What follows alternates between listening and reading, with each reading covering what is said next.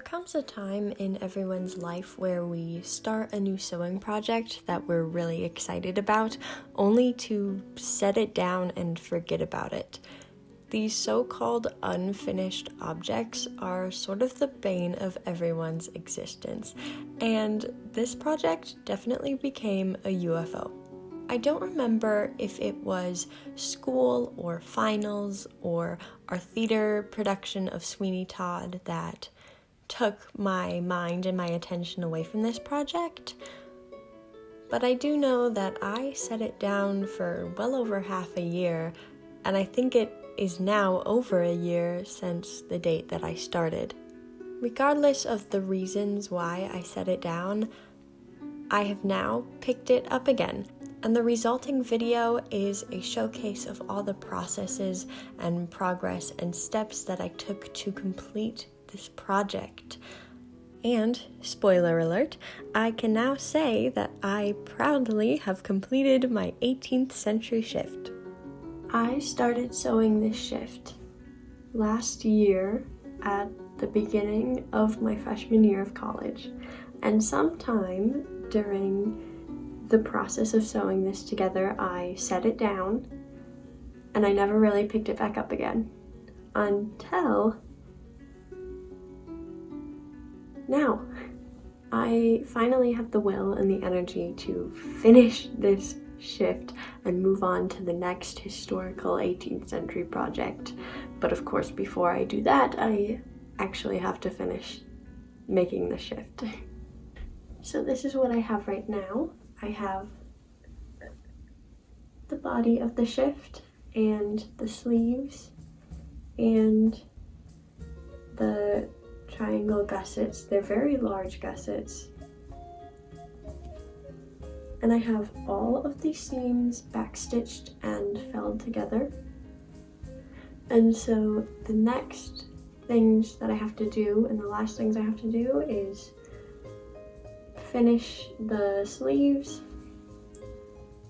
cut out and finish the neckline of it, and what I'm going to do next is finish hemming the bottom. I made the gores a little too long for this, so I'm gonna cut these off even and then hem the bottom of the shift. Before I cut the bottom of the shift to be even, I ironed the shift, especially towards the bottom, and I'm not gonna lie, this was perhaps in vain a little bit, because linen is a fabric that wrinkles very easily. It is basically always wrinkled, no matter what you do, but I guess that's sort of the beauty of linen, is it's just very natural and wrinkled all the time. So then to cut it straight, I actually used one of my vinyl records as a straight edge to cut along, and I sort of lined it up with the bit in the middle that was already straight, and then I cut off the excess of the gores so that the entire length of the bottom would be straight.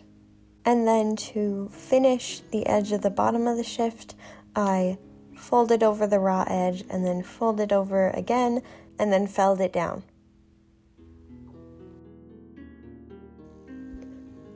This is the most terrifying part. I have folded the shift in half to cut a slit up here so that I can put it on and trace out the neckline and finish the sleeves. Okay, so I made a slit in the front of the shift, and then I marked which side I wanted to be the front. And then I put it on and traced where I wanted the neckline, which is this line here.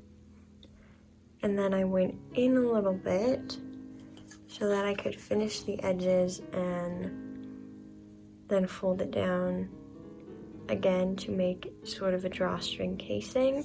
And this is just ribbon I got on clearance about a year ago, and I haven't used it on anything, so I figured I could use it for the drawstring casing and the neckline. And to get this neckline sort of even, I just sort of drew like a nice curve here, and then I made little curves and then flipped it over so that it would be somewhat even. And then I did this one for the back of it. So now I have to cut this out and finish the neckline. It is nighttime, just thought I'd give you a little update on where I am.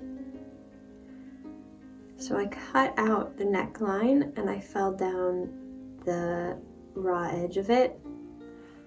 And then I also cut out little rectangles of linen and sewed them on where the shoulders are. And this is just for a little bit of reinforcement. It is seen on historical 18th century shifts, and so I sewed that on the outside on the right side of the garment, and there's one on each side. And now I am on the wrong side of the shift again, and I'm pinning down the neckline again, and then I'll sew that down, and then this will be a drawstring casing. And so eventually I'll have to make some eyelets in here, but that's sort of where I am. And then I still have to finish the sleeves of this because I haven't done that yet. So yeah, that's where I am. We're getting really close. These are the last few steps and they're going to take a while, but I think it's gonna be worth it. I am very excited to finish this.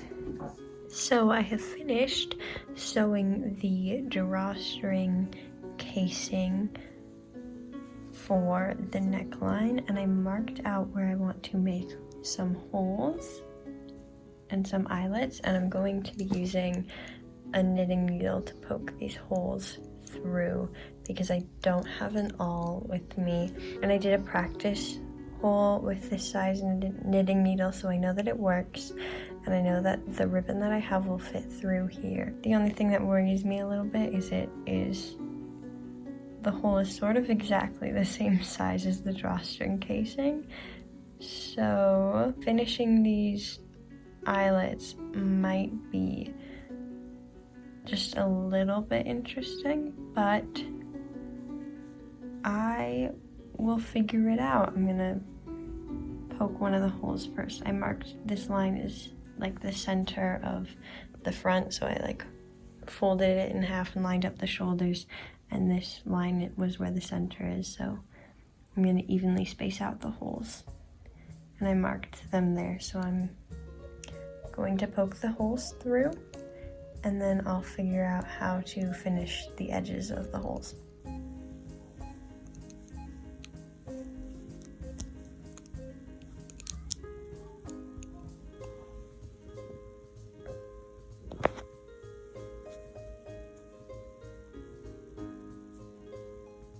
So to sew the eyelets in, you're going to want to take your needle and double up and knot the thread so that there's the two threads that you're sewing with, instead of just leaving a short tail and having the one thread, which is the method I use to sew the rest of the shift. And then you're going to want to start from the inside of the eyelet hole going out. So you're going to have your needle somewhat like this, and then you're just going to push it through. And then so when you go around the first time, you can spread out the stitches so that you can sort of just have like the base structural layer, and then you can re-poke the hole through if you want to define it a bit more.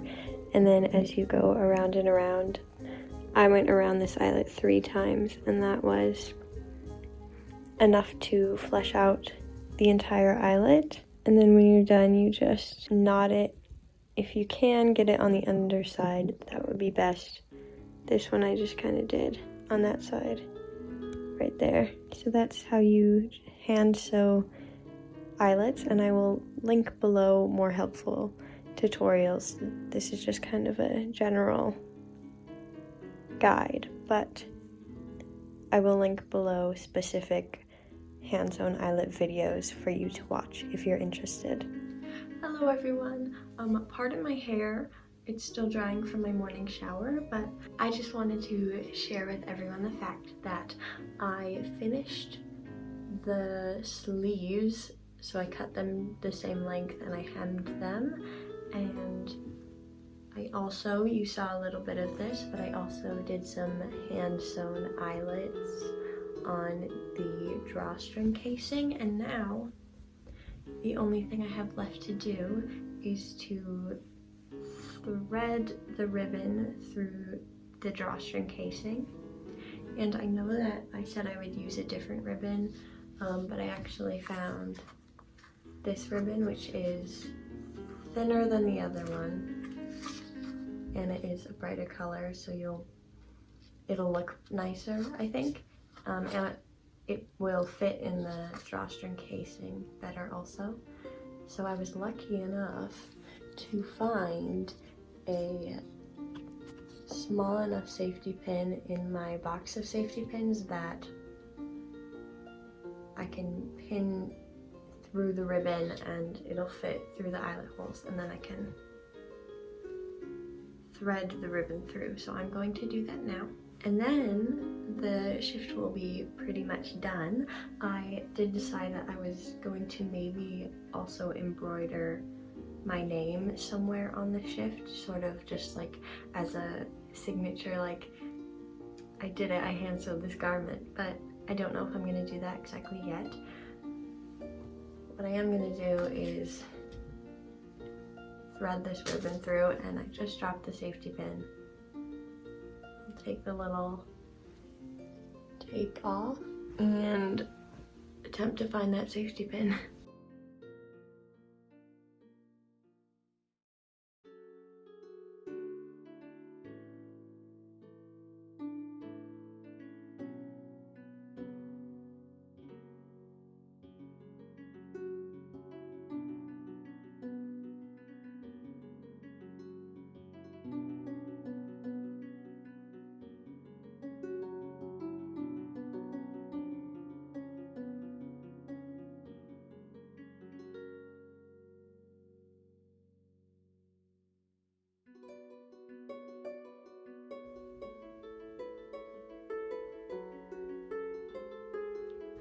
Okay, pardon these straps. I'm wearing clothes underneath this for modesty's sake because linen is sheer, and depending on the lighting you can't see through it, so I am wearing clothes under this, but I'm done. I've completed the shift. Some things that I learned during this project are, number one, my stitching has improved even after not doing these stitches for like an entire year. You can definitely see an improvement, more attention to the details now versus when I started this a year ago. I also learned that whenever I was cutting out the shift, it is a little bit short. It does fall above my knees, and many 18th century shifts fall below the knees. So I'm thinking because of that, one of my next projects in the 18th century continued sewing experience will be an under petticoat, just to increase the modesty of it all. Also, the sleeves right now are not fitted tight. They still have a little bit of room, and they do not have drawstrings in them at the moment, but if I find that I need to add drawstrings like I did to the neck, I can do that very easily. So yeah, aside from the fact that I may or may not embroider my name onto this later, this shift is done, and I can now say that I have completed my very first historical sewing project. This was a super fun project to pick up again. I'm very proud of the work that I did. I sewed this out of linen entirely by hand, and I'm really happy with myself, and So yeah, I hope this video brought you joy. I hope it brings you sewing inspiration. Maybe you can make your own 18th century shift. This video, it wasn't really a how-to because it was a continuation of something I started a year ago, but I will link down some very helpful resources that I remember watching and reading so that if you want to make an 18th century shift, you can give it a try. But that's sort of all I have for today's video, and so I hope you all have wonderful days. I hope you have wonderful sewing adventures, and I'm wishing you all the best. Bye for now.